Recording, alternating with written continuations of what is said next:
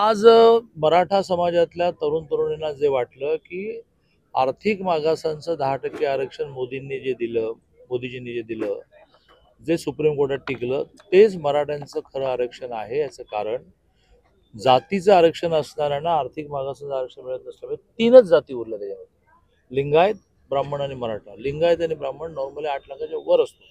तो व्यवसायात तरी असतो, नाही तर सरकारी नोकऱ्यांमध्ये असतो किंवा मोठमोठ्या कॉर्पोरेटमध्ये असतो. मग गरीब 8 लाखाच्या खालचा मराठाच आहे. त्यामुळे 3 वर्ष त्या मराठा तरुण तरुणींना 8.5% असं 3 वर्ष मिळालं. आणि त्यामुळे कंठशोष करून मी हे सांगत होतो, दादा तुम्ही माझं ऐका, की ज्यांना कुणबी नोंदी सापडतील ते कुणबी होतील ना. त्या नोंदी 1,78,000 झाल्या. त्या नोंदी 1,78,000 झाल्या. महाराष्ट्रातल्या जवळजवळ 56 लाख झाल्या. पण आर्थिक मागासाचं आरक्षण सुप्रीम कोर्टात टिकल्यामुळे कोर्ट कचेऱ्या संपल्या आणि त्यात फक्त मराठीच उरले. तर ते त्यांनी काही ऐकलं नाही. आणि आता मात्र मराठा तरुण तरुणींमधून ही मागणी सुरू झाली आहे की SCBC रद्द करा. वर्षानुवर्ष सरकार असताना केले नाही.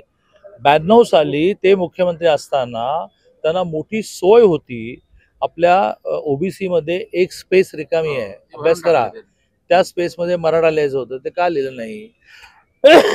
केंद्रात तुमचं सरकार, राज्यात तुमचं सरकार वर्षानुवर्ष, मग तुम्ही हा प्रश्न का सोडवला नाही? आणि आता मात्र विरोधी पक्षामध्ये बसून तुम्ही हे करा ते करा हे म्हणणं बरोबर नाही. तुम्ही पहिलं मान्य करा ना की तुम्हाला OBC मधून मराठ्यांना आरक्षण द्यावं असं वाटतंय का? तर अख्ख्या विधानसभेमध्ये दिवसभर सभागृह बंद पडलं, पण एकाने ते आता कसं सांगणार? मग तुम्हीच मागणी उचलून धरताय ना मनोजदादांची, की मराठ्यांना OBC आरक्षण मिळालंच पाहिजे, मराठ्यांना OBC आरक्षण मिळालंच पाहिजे. म्हणा हो, मिळालं पाहिजे म्हणून. त्यामुळे शरद पवार साहेबांचं हे जे म्हणणं आहे ते त्यांना करायला खूप वाव होतं, त्यांनी केलं नाही. आणि आता मात्र माननीय मोदीजींनी 10% वाढवलं ना, 50% वर गेले, 60 झालेले आहेत ते. त्यातून आर्थिक मागास आरक्षण मिळालं, जे नॉट ओन्ली महाराष्ट्रात मराठा, देशातले जे जे मागास आहेत आर्थिक मागास सगळ्यांना एलिजिबल झालं. गुजर समाज सगळ्यांना झालं. शौर्याचं प्रतीक नाही, ते आध्यात्मिकतेचं मोठं प्रतीक आहे. त्यांनी बांधलेली मंदिरं ह्या जगामध्ये कोणाला, एका राज्यकर्त्याने बांधलेली मंदिरं जगातल्या कोणाला राज्यकर्त्याला बांधता आली नाही. मग स्वातंत्र्य त्यांनी टिकवलं, परक्यांशी संघर्ष केला. आणि त्यामुळे अहमदनगर जिल्ह्याचं नाव अहिल्यादेवी जिल्हा अशा प्रकारचं जे नामकरण झालं, त्याचा आम्हाला प्रचंड मोठा मराठी भाषेला अभिजात दर्जा मिळाला, त्याचा प्रचंड आनंद आम्हाला आहे. आणि त्यामुळे आता ह्या सरकारने काय करायचं ठेवलं आहे.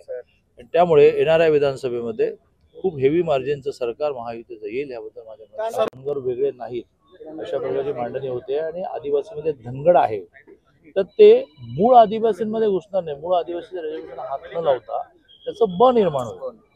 म्हणजे काय अडचण आहे मला कळत नाही. आणि मग अशा प्रकारे कायदा हातात घेणे बरोबर नाही. ठीक आहे, मुख्यमंत्री शेवटचा प्रश्न आहे मुलांचा आपण हे जे म्हणला शिष्यवृत्ती सकारात्मक आहे. भाडे करारनामामुळे विद्यार्थ्यांना शिष्यवृत्ती जावं लागलं. ठीक आहे, ही नवीन अडचण तुम्ही लक्षात आणून दिली. मंगळवारच्या बैठकीमध्ये काढून टाकू. काय